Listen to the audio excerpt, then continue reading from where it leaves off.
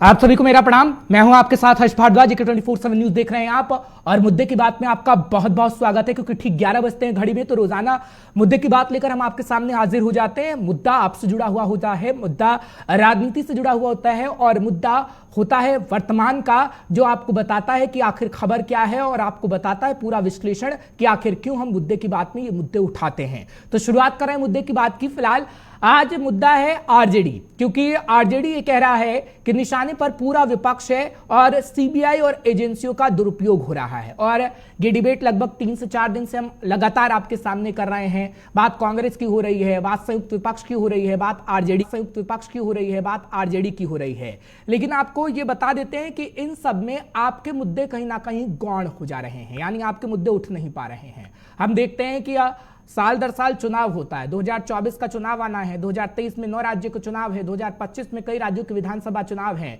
वार पलटवार का दौर जारी रहता है और इस वक्त जब 2023 में 9 राज्यों के चुनाव और 2024 के अंदर लोकसभा चुनाव, तो बात अब लगातार ईडी पर हो रही है। लेकिन आपके मुद्दे की बात कहीं नहीं हो रही। ना कोई नेता बिजली पानी सड़क का जिक्र कर रहा है और ना कोई नेता महंगाई और बेरोजगारी का जिक्र कर रहा है। जिक्र हो रहा है तो ईडी का हो रहा है। लेकिन इसमें आप ही का पैसा गबन किया गया, घोटाला आप ही के पैसे का हुआ और इसी पर मुद्दे की बात आज हम करने जा रहे हैं, क्योंकि सवाल आपके जुड़े हुए पूछे जाएंगे।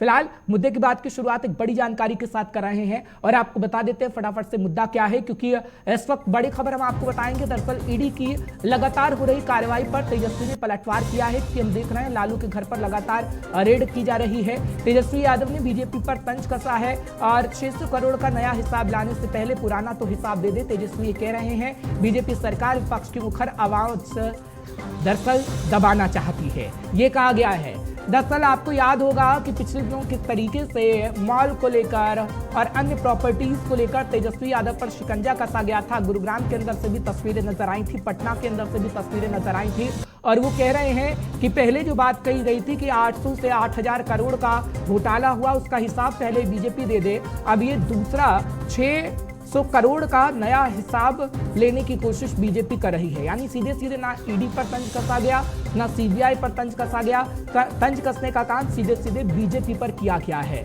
फिलहाल हम देख रहे हैं कि ये मामला क्या है और इस मामले पर जो कार्रवाई हुई है उसको लेकर हम आपको फटाफट से ग्राफिक्स के माध्यम से कुछ जानकारी देंगे, ताकि आपको पता लग जाए। क्योंकि नौकरी दी गई और जमीन ली गई, ये पूरा मामला है। लालू परिवार पर क्या आरोप है आपको बता देते हैं। सीबीआई का आरोप है कि लालू के रेल मंत्री रहते, यानी 2004 से 2009 में वो रेल मंत्री थे, लैंड फॉर जॉब स्कीम के तहत घोटाला हुआ, यानी जॉब दी गई, जमीन ली गई।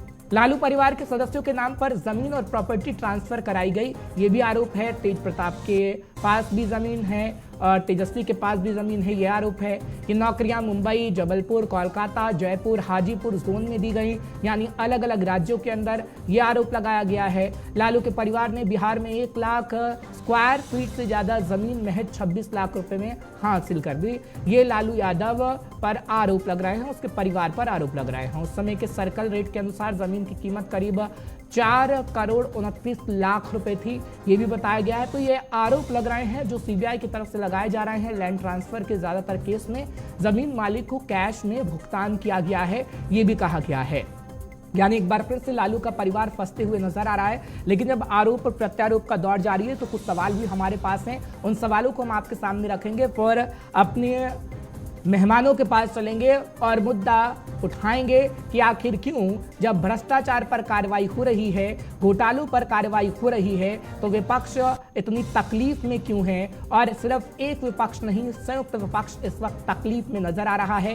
राघव चड्ढा की कल ही आपने प्रेस कॉन्फ्रेंस देखी थी, वो कह रहे थे कि मोदी सरकार में 95% सिर्फ विपक्षी पार्टियों के नेताओं पर ही सीबीआई शिकंजा कस रही है, ईडी शिकंजा कस रही है। लेकिन क्या आगे आने वाले समय में ऐसी ही तस्वीर देखने को मिलेगी और हम देखेंगे कि ईडी और सीबीआई की बातें होती रहेंगी और मंच पर भी ये मुद्दा उठता रहेगा, लेकिन जनता के मुद्दे कहीं ना कहीं गायब हो जाएंगे। ये तस्वीरें अक्सर देखने को मिलती हैं जब चुनावी मौसम होता है और इस वक्त चुनावी मौसम चल रहा है और चुनावी मौसम में कहीं ना कहीं ये स्थिति आपको देखने को मिल सकती है। लेकिन आपको याद होगा वो वक्त भी जब गठबंधन सरकार थी, नीतीश लालू के साथ थे, लेकिन तेजस्वी पर जब आरोप लगे तो सरकार गिर गई थी। लेकिन एक बार फिर से क्या बिहार के अंदर सरकार गिरने की स्थिति में है, क्योंकि महागठबंधन क्या एक बार फिर से खत्म हो सकता है? हालांकि जब ये सवाल उठ रहे हैं तो नीतीश कुमार की तरफ से कल ही बयान सामने आ गया है और नीतीश कुमार की तरफ से ये कहा गया है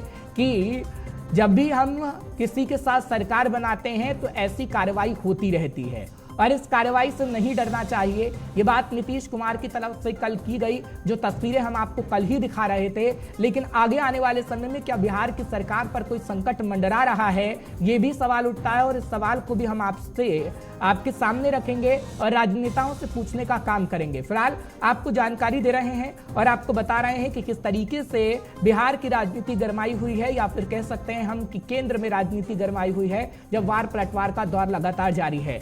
लेकिन मुद्दे की बात में मुद्दा ईडी और सीबीआई को लेकर है कि ईडी और सीबीआई की जो कार्रवाई हो रही है उससे विपक्ष को दर्द क्यों हो रहा है। चुनाव 2024 में है, लेकिन उससे पहले छापेमारी पर क्यों सवाल खड़े किए जा रहे हैं। और विपक्षी दलों की जब हम बात करते हैं तो विपक्षी दलों पर जब ये आरोप लग रहे हैं तो क्या आरोप ये सिद्ध हो जाएंगे, ये भी सवाल है। और सवाल ये भी है कि ये पूरा जो प्रकरण चल रहा है क्या चुनावी मौसम में ही चलता रहेगा या उसके बाद भी कार्रवाई जारी रहेगी। ये तमाम अहम सवाल हैं जिन सवालों को हमने आपके सामने रख दिए हैं। फिलहाल खास मेहमान इस वक्त मेरे साथ जुड़े हुए हैं, फटाफट से आपकी मुलाकात करवा देते हैं और चर्चा की शुरुआत करते हैं। इस वक्त एसएन सिंह जी हैं, प्रवक्ता हैं बीजेपी के। एसएन जी, आपका बहुत बहुत स्वागत कर रहा हूं।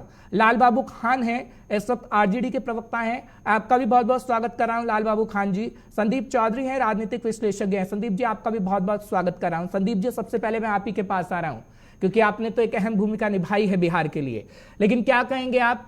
एक वक्त था ना जब तेजस्वी यादव कह रहे थे कि मेरी तो दाढ़ी मूछें भी नहीं आई थी, लेकिन भ्रष्टाचार के आरोप लग गए थे, और अब तो उनकी दाढ़ी मूछें भी आ गई हैं, परिवार भी बच चुका है, इस वक्त पत्नी भी गर्भवती है। अब आरोप लगा रहे हैं कि जानबूझ के परेशान किया जा रहा है। और सिर्फ लालू यादव का परिवार ही नहीं, संयुक्त विपक्ष की तस्वीर हम देख रहे हैं। निशाने पर विपक्ष आखिर किस लिए है? क्या चुनावी मौसम चल रहा है? ये तस्वीरें नजर इसलिए आ रही हैं और जनता के मुद्दे पर बातचीत ना हो इसलिए ये तस्वीरें नजर आ रही हैं? संदीप जी।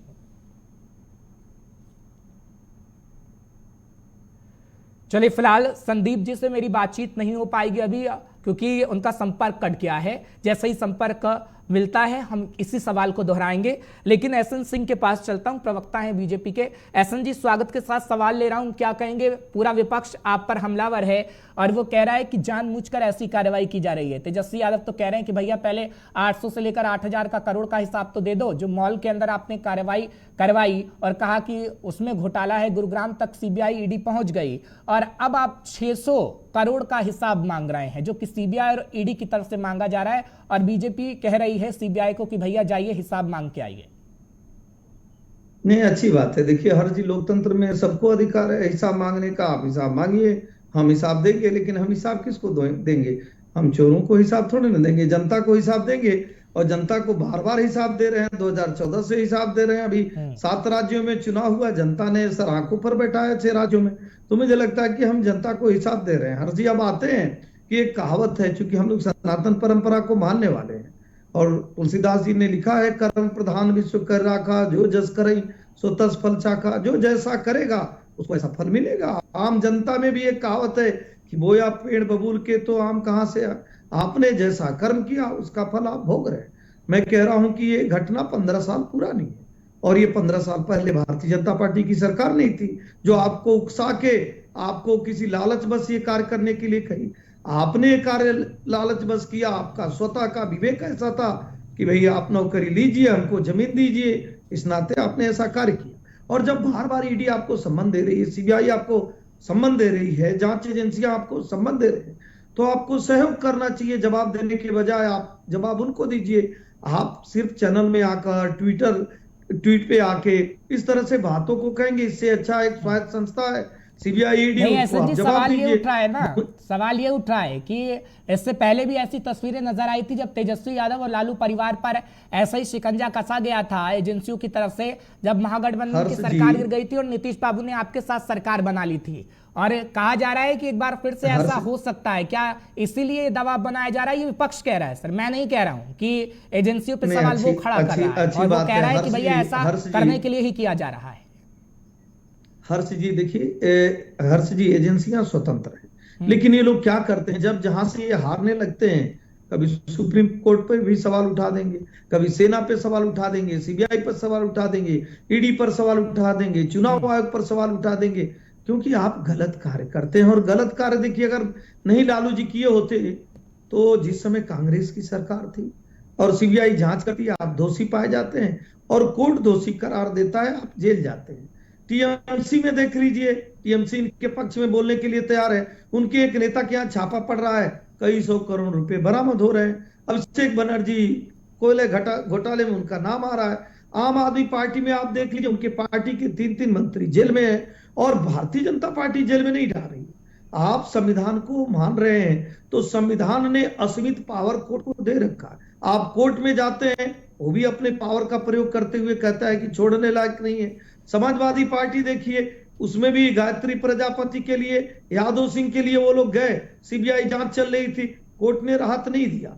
अगर हम जान के ऐसा कर रहे होते या एजेंसियों को प्रभावित कर रहे होते तो सुप्रीम कोर्ट तो सर्वोपरि संस्था है, उससे आपको राहत मिल जाता। चूंकि आप गलत कार्य किए रहते हैं और आप ये कहते हैं भला चोर है, भला चोर है, हर चीज पहले उसको पकड़िए तब हम को पकड़िए। वहां अगर सीबीआई जाएगी तो कहेंगे नहीं, आप राम को पकड़िए तब रहीम को पकड़िए, रहीम के पास जाएगी तो कहेंगे मोहन को पकड़िए। मुझे लगता है कि संस्थाएं अपना काम करती हैं। और एक जानकारी आपके चैनल के माध्यम से और दे दूं, 2004 से 14 तक 10 साल तक इनकी सरकार रहती है। तमाम ऐसे सहयोगी जो इनके साथ आज हाथ मिलाकर समर्थन दे रहे हैं, सिग्नेचर कर रहे हैं। ईडी और सीबीआई ने 112 जगहों पर छापेमारी की थी और लगभग 5344 करोड़ की संपत्तियां जब्त की थी। मैं ये बताना चाहता हूं कि ये स्वयं ये एक यानी ऐसी आपका संस्था कोई है हाथ नहीं है, जिसमें किसी का समझू आपका कोई जिसमें हाथ किसी नहीं का है कंट्रोल और आप नहीं ये है सीधा और सीधा ये कह रहे हैं कि भैया लगातार एजेंसी अपना कार्य काम करिए, हमारा कोई हाथ नहीं है, हम दिलचस्पी नहीं रखते हैं एक बार फिर से सरकार बनाने की नीतीश बाबू के साथ, यही कह रहे हैं आप? देखिए हर्ष जी, सरकार तो जनता बनाती है, सरकार ना नीतीश बाबू बनाते हैं ना तेजस्वी यादव बनाते हैं। सरकार जनता जिसको चाहती है, इसलिए जनता को चलिए जनार्दन ठीक है, कहा लेकिन गया। महाराष्ट्र में जनता क्या सबसे हुआ बड़ी उसको लेकर होती है। सवाल खड़े करते हैं लोग कि भैया वो जनता की तरफ से नहीं बीजेपी की तरफ से सरकार बनाई गई है। महाराष्ट्र में ठीक है, देख मैं आपके लीजिए, पास आ रहा हूं। महाराष्ट्र में आ रहा देख हूं, लीजिए, ऐसे नवाब सवाल जरूर मलिक दूंगा। के लाल लिए, बाबू खान नवाब भी इस मलिक वक्त के मेरे साथ जुड़े लिए, हुए हैं, एनसीपी के आरजेडी के नेता लीडर हैं। नवाब मलिक के लिए कोर्ट में गए लोग। ठीक है, कोर्ट ने विपक्ष क्या से भी राहत सवाल दिया? ले लेता हूं एक, फिर उनके सवाल का जवाब आप जरूर दीजिएगा।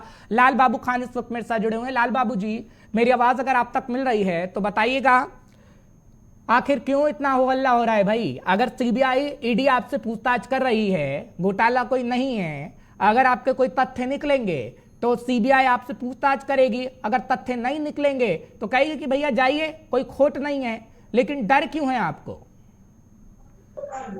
हर्ष जी, सबसे पहले आपका बहुत बहुत शुक्रिया, आपने हमें अपने चैनल पे अपने पक्ष को रखने का मौका दिया। मैं अपनी बात को एक शेर के साथ शुरू करता हूं कि उसी का शहर, वही मुद्दई, वही मुंसिफ, हमें यकीन था हमारा कसूर निकलेगा। हर्ष जी, अब तक यही देखा गया है कि जब ये सरकार डरती है तो सीबीआई ईडी को आगे करती है। आप सब जान रहे हैं, देश की जनता भली भांति देख रही है कि इतने पुराने केस में, और एक बार दो बार नहीं, कई बार छापा पड़ चुका, कई बार पूछताछ हो चुका, लेकिन आखिर क्या वजह है कि जब महागठबंधन की सरकार बनती है, जब एक मजबूत सरकार बनती है, गरीबों की हितैषी, गरीबों के लिए काम करने वाली, युवाओं के लिए काम करने वाली सरकार बनती है, तो इन लोगों के पेट में दर्द हो जाता है और ये लोग अपने जमाइयों का सहारा लेना शुरू कर देते हैं। हमारे यहाँ एक कहावत चल पड़ी है कि इस सरकार के 3 जमाई, CBI, ED, CBI, ED, IT और सीबीआई।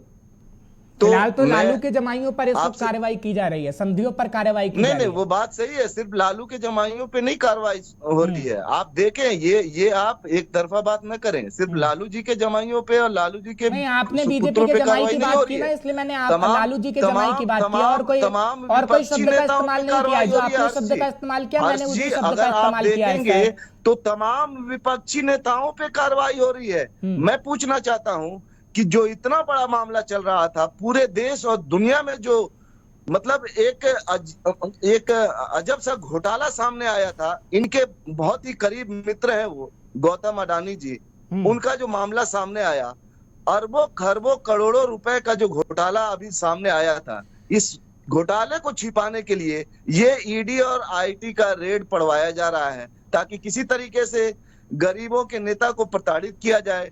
जो अभी सामने मजबूत सरकार बनी है हम लोगों की, महागठबंधन की, उसको किसी तरीके से गिराया जाए। इन लोगों ने पहले भी आपने देखा होगा, महाराष्ट्र में चुनी हुई सरकार को गिराया, मध्य प्रदेश में चुनी हुई सरकार को गिराया, इन लोगों ने कर्नाटका में चुनी हुई सरकार को गिराया। तो यहाँ पर जब देखा इन लोगों ने कि ये लोग खरीद बिक्री कर नहीं सकते, बिहार तो ऐसा राज्य है जो पूरे देश और दुनिया को एक राजनीतिक दिशा और दशा दिखाता है। तो यहाँ पर जब इन लोगों ने अपने मतलब पैसे के दम पर जब खरीद बिक्री में ये लोग नाकाम साबित हुए, तो ये लोग अपने जमाई का इस्तेमाल करने लगे।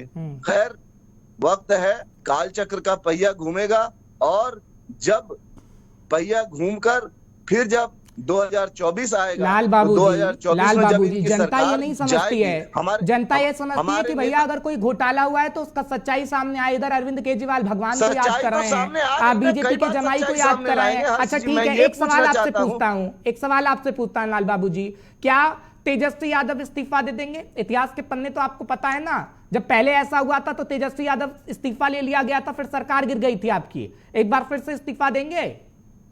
नहीं, इस्तीफा देने की बात कहाँ है।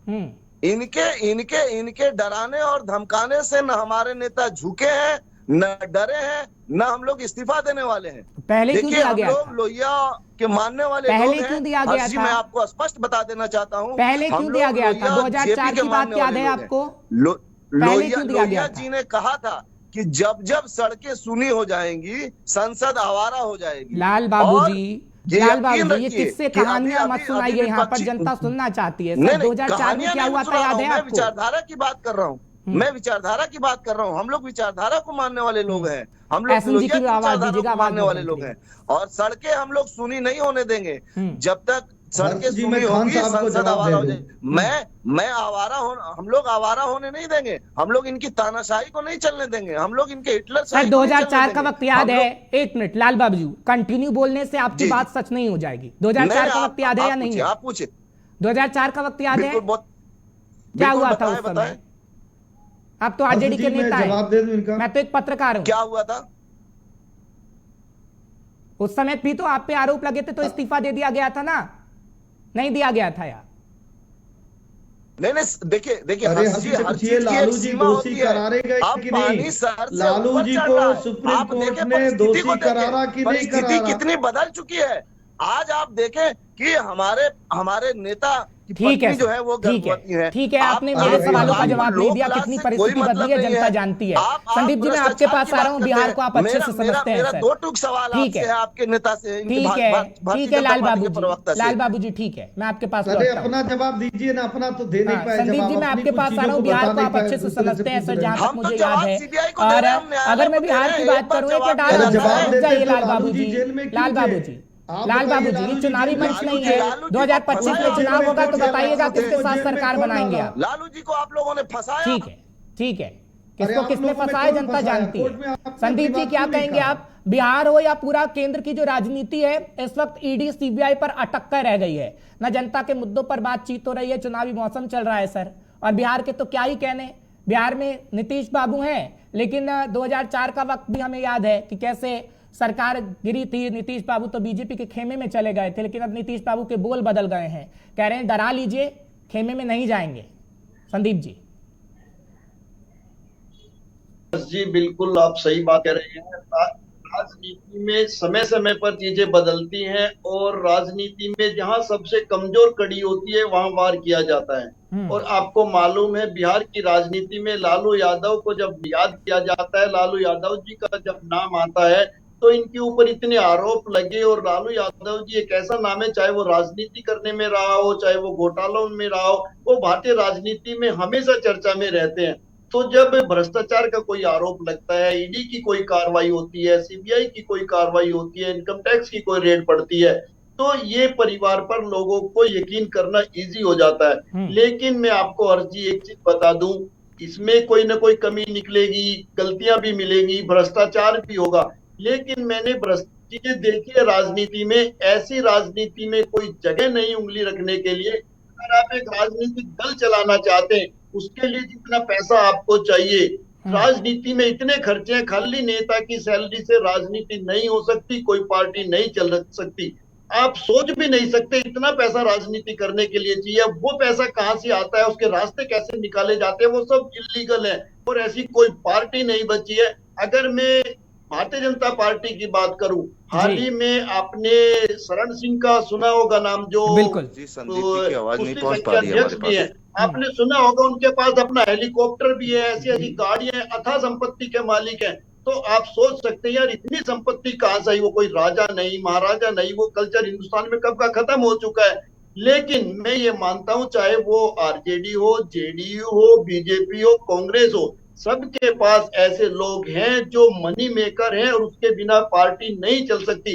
लेकिन जिसका सामने निकल करके आ जाएगा, वो हमें अमरीश पुरी लगने लगता है, वो हमें विलन लगने लगता है। लेकिन ये चीजें जरूरी हैं, ऐसे लोगों पर लगाम लगनी चाहिए और मैं ये मानता हूं कि ये एक अच्छी पहल है। अगर आज सरकार के लोगों पर इस तरीके की कार्यवाही नहीं होती, कोई बात नहीं, विपक्ष पर कार्रवाई होगी। और विपक्ष की भी सत्ता तो हमेशा बदलने वाली चीज है अर्जी। जब विपक्ष आएगा तो जो मौजूदा सरकार है वो विपक्ष में होगी, उनके ऊपर कार्यवाही होगी। इससे एक चीज हिंदुस्तान को मिलेगी कि गड़बड़ करने में कोई भी आदमी डरेगा और हिंदुस्तान से भ्रष्टाचार खत्म इसी तरीके से किया जा सकता है। मुझे लगता है सरकार जितनी सख्ताई कर सकती है विपक्ष के ऊपर उतनी होनी चाहिए, क्योंकि जब लेकिन सत्ता संदीप जी, एक परिवर्तन होता सवाल है मैं आपसे तो ले रहा हूँ वही संदीप जी, चीज संदीप इनके जी, साथ किसी होगी की भी अगर तो सरकार भ्रष्टाचार रही खत्म हो हो, जाएगा। हाँ, किसी की भी अगर सरकार है तो भैया भ्रष्टाचार का दीमक को खत्म तो करना होगा ना संदीप जी। और अगर इस वक्त बिल्कुल, भ्रष्टाचार के बिल्कुल। दीमक को खत्म किया जा रहा है तो उसमें गलत क्या है? दूसरा ये कि ईडी और सीबीआई पर राजनीति अच्छा है। टिक कर रह गई है। जनता के मुद्दे कब उठेंगे? किसी भी नेता की जुबान पर नहीं है।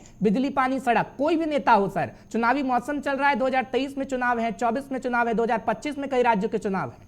संदीप जी, देखिए हर्ष जी, बहुत अच्छी बात है। सबसे पहली चीज तो अगर भ्रष्टाचार पर चोट की जाती है तो मैं मानता हूँ ये जनता का सबसे बड़ा मुद्दा है। क्योंकि जनता बिजली विभाग में जाती है, वहां भी भ्रष्टाचार होता है, सड़कों के ठेकों में भ्रष्टाचार होता है, किसी भी ऑफिस में जनता जाती है, भ्रष्टाचार होता है। तो बिल्कुल। भ्रष्टाचार पर चोट होगी तो अच्छी बात है। जब टॉप लेवल के नेताओं पर चोट होगी तो नीचे तक का भ्रष्टाचार खत्म होगा। और ये एक अच्छी पहल है। मुझे लगता है इससे भी ज्यादा सख्ताई भ्रष्टाचार के मामले में होनी चाहिए। लोगों को जेलों में जाना चाहिए, जितने भी नेता भ्रष्टाचार में लिप्त पाए जाते हैं। ये बहुत अच्छी पहल है। जहां तक बात आती है जनता की, बिजली, पानी की, आप देखिए ये चीजें सड़कों पर निकल करके देखिए काम चल रहा है। मैं अभी निकला हूँ, जहाँ हाईवेज पे जाता हूँ, हाईवे पे भी काम चल रहा है, छोटी सड़कों पे भी काम चल रहा है, कहीं गड्ढे भरने का काम चल रहा है। तो ऐसा नहीं है कि काम रुके हुए, काम अपने प्रोसेस में है। लेकिन जो मुद्दा गर्म होता है, जो मुद्दा बड़ा होता है, उस पर हम लोग चर्चा करते हैं और भ्रष्टाचार सबसे बड़ा मुद्दा है। ठीक है लाल बाबू जी,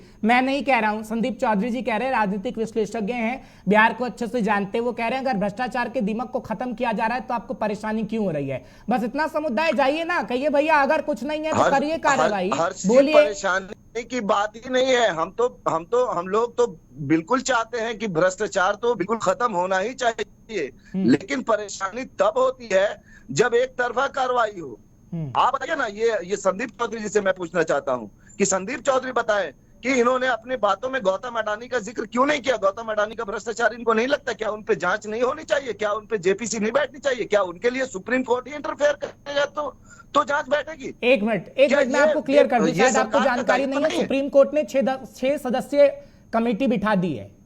लाल बाबू जी, इतना पता है बिल्कुल आपको? जानकारी है। ये सुप्रीम कोर्ट के आदेश पे हुआ है, सरकार के आदेश पे तो नहीं हुआ। सरकार ने तो जेपीसी नहीं बैठा। वही तो दिक्कत है ना सर। एक मिनट लाल बाबू जी, जब आप ये कह रहे हैं कि सत्ता पक्ष कोई कार्रवाई नहीं करती, सत्ता पक्ष अपने फायदे के लिए सब कुछ करे, लेकिन हमें कोर्ट पर तो भरोसा होना चाहिए ना।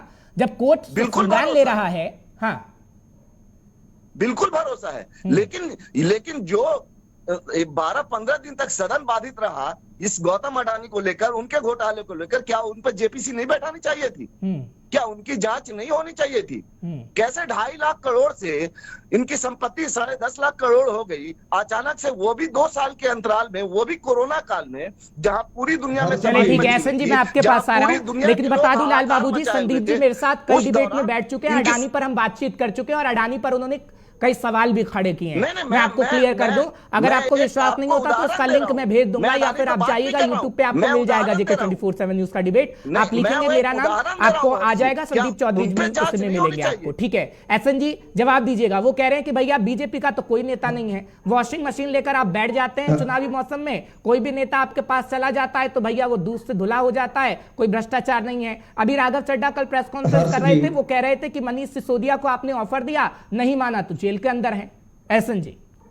हर्ष जी अच्छा रहा कि आपको याद आया कि मैं भी इस चैनल पर बैठा हुआ हूँ। बहुत देर बाद आपने मेरे पास आया, 2 बार लाल बाबू बोले, मैं उनके चीजों का जवाब देना चाहता था। मैं कहूँ हर्ष बाबू, अगर आपके यहाँ एजेंसियां जाती हैं और जांच में पाया जाता है कि आप दोषी हैं, तभी तो एजेंसियां आपको गिरफ्तार करती हैं और कोर्ट में जाते हैं। अभी लाल बाबू खान साहब जो थे, वो खान साहब स्वीकारे कि नहीं कोर्ट सही कार्य करता है, तो क्या लालू यादव जी को कोर्ट ने सही स्वीकारा?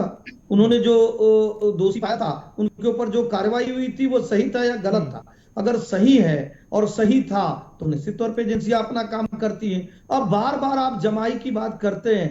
अरे भाई, जनता की गाड़ी कमाई आपने खाई और आपकी जमाई ने खाई, तो जब जनता की कमाई को जमाई को आप खिलाएंगे तो निश्चित तौर पे आप पे भी कार्रवाई होगी और आपके जमाई पे भी कार्रवाई होगी। जब पशुओं का चारा जो निराश्रित है उनकी चीजों को आप खाएंगे, मैं वही कह रहा हूं। आप देखिए, आप बार बार अदानी पे आ रहे हैं, अदानी पे जांच बैठ गया है। अदानी को लेकर अगर मान लीजिए सत्ता पक्ष नहीं जा, हर्ष जी ने भी कहा और संदीप जी ने भी कहा कि आप जाइए, आप सुप्रीम कोर्ट जाइए, संस्थाओं पर भरोसा रखिए। वही नहीं, आपके सहयोगी जिनके साथ कई बार आप सरकार और सत्ता में रह गए, ठीक तो है, विदेशों में भी जाके भारत की छवि जनता सब समझती है एसएन जी, लाल बाबू जी, जनता सब समझती है। वो दिन भी याद है आपको कि जब कैसे लालू यादव जी की बेटी की शादी हुई थी तो कैसे कैसे पूरी ट्रेन बुक हो जाती थी, क्या होता था, वो तस्वीरें मैं बयां भी नहीं कर सकता हूं, मेरे पास समय कम है, नहीं तो मेरा पूरा डिबेट ही 1 घंटे का हो जाएगा, मेरे पास समय कम था। आपका बहुत बहुत शुक्रिया एसएन जी, लाल बाबू जी आपका बहुत बहुत शुक्रिया, संदीप जी आपका भी बहुत बहुत शुक्रिया, आप हमारे साथ जुड़े। फिर जरूर मुलाकात होगी, चर्चा हम जरूर करेंगे। बड़ी खबर आ रही है, मुख्यमंत्री मनोहर लाल का आज हिसार दौरा है। आपको हरियाणा के मुख्यमंत्री के बारे में जानकारी दे रहे हैं। लेफ्टिनेंट कर्नल सुंदर सिंह मार्ग का उद्घाटन करते हुए नजर आएंगे। साथ ही साथ गुरु जमेश्वर विश्वविद्यालय में जनसंवाद कार्यक्रम भी है। हिसार में बनने वाले एयरपोर्ट का मुख्यमंत्री मनोहर लाल हवाई निरीक्षण करते हुए नजर आएंगे। जानकारी आपको ताजा दे रहे हैं। खबर आपको इस वक्त की बड़ी बताने की कोशिश कर रहे हैं कि मुख्यमंत्री मनोहर लाल का आज हिसार दौरा है और उनके कार्यक्रम का ब्यौरा इस वक्त हम आप तक पहुंचा रहे हैं कि आखिर जब हिसार दौरा वो कर रहे हैं तो आखिर उनके जो पूरा दिन होगा कैसे गुजरेगा, क्योंकि लेफ्टिनेंट कर्नल सुंदर सिंह मार्ग का उद्घाटन वो आज करते हुए नजर आएंगे और हरियाणा कृषि विकास मेला 2023 के समापन कार्यक्रम के दौरान भी वो नजर आएंगे। हालांकि किसानों को लेकर कई बातें कही जा सकती हैं, ये भी कहा जा रहा है और आपको इस वक्त की बड़ी खबर और ताज़ा जानकारी देने की कोशिश कर रहे हैं, क्योंकि मुख्यमंत्री मनोहर लाल हिसार का दौरा करने जा रहे हैं और उनके कार्यक्रम किस तरीके से रहेंगे वो आपके सामने है। फिलहाल एक और बड़ी खबर आपको फटाफट से बताते हैं। प्रयागराज से इस वक्त की बड़ी जानकारी आ रही है। उमेश पाल हत्याकांड मामले में एसटीएफ की टीम गुजरात रवाना हो गई है। खबर उत्तर प्रदेश से आपको बता रहे हैं। पुलिस और एसटीएफ की स्पेशल टीम गुजरात रवाना हो गई है। खबर ताजा है। साबरमती जेल में बंद माफिया अतीक से यूपी पुलिस पूछताछ करेगी। एसटीएफ की स्पेशल टीम अतीक से पूछताछ करेगी। बड़ी खबर आपको इस वक्त की बता रहे हैं। जानकारी इस वक्त की ताजा आपको दे रहे हैं। उमेश पाल हत्याकांड से जुड़ी हुई। फिलहाल वक्त एक छोटे से ब्रेक का हो चला, लेकिन ठीक 11 बजे कल फिर आपके सामने हाजिर होंगे। मुद्दे की बात लेकर आपसे जुड़ा हुआ मुद्दा जरूर होगा। एक छोटा सा ब्रेक ले रहे हैं, लेकिन आप अपना बहुत बहुत ख्याल रखिएगा। ब्रेक के उस पार खबरों का सिलसिला जारी है।